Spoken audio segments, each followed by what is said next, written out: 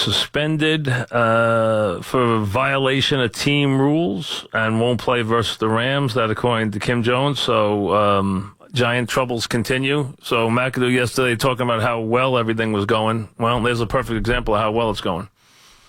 So he hasn't obviously straightened out his secondary problems. First it's Rogers Cromartie, now it's Jenkins. We had problems with Jenkins that week too. They had problems with Cromartie.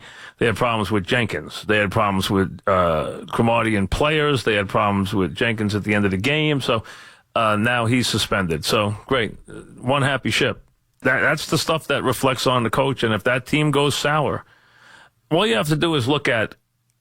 Forget all this nonsense. All you have to do is look at where they are. If you see them playing at the end of the season and they're playing games at home in December and the only people in the stands belong to the other team, and it seems like it's not even a Giant home game, and it's just almost a comical look as this team goes through the motions at the end of the season, then the Giants will be looking for a new coach next year, because the owner will not accept that. He will not accept that kind of finish to his season.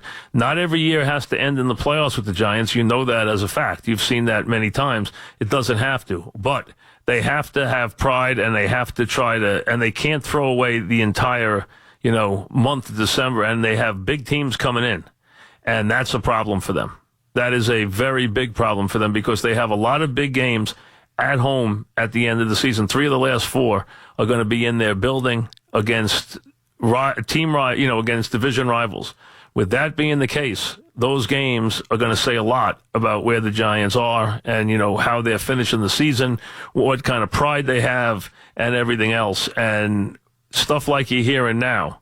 If they're in there on New Year's Eve and they're playing the Redskins at 1:00 and there's nobody in the building because the Redskins and Giants are both out of it, or they're playing in Week 15 in that building and it's empty and it doesn't even feel like like it's a real game, if that's the case, or the building is full of anybody else's, Week 15, the building's full of Eagle fans, because the Eagles are on their way to a championship in the division or something like that.